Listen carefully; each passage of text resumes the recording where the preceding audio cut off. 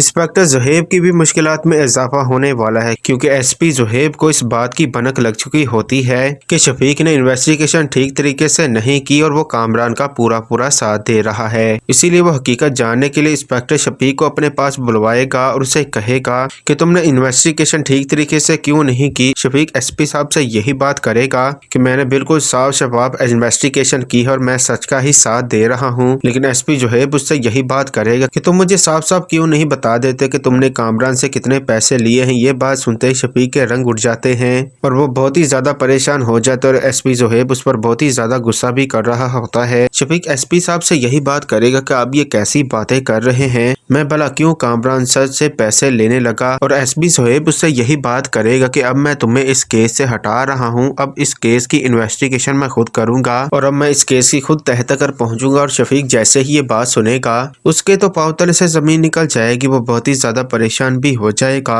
और वो एसपी ज़ुहैब को समझाएगा और उससे यही बात करेगा कि आपको फिक्र करने की जरूरत नहीं है, मैं सब कुछ संभाल लूंगा। आगे से एसपी ज़ुहैब उससे यही बात करेगा कि फिक्र तो अब तुम्हें करनी चाहिए, मैं तुम्हें भी नहीं छोड़ूंगा और अब तो मुझे ये बात मालूम हो चुकी है कि तुमने तो कामरान से रिश्वत ली है और अब तुमने अपनी नौकरी और जान की दोनों की फिक्र करनी चाहिए, क्योंकि अब मैं तुम्हें छोड़ने वाला नहीं।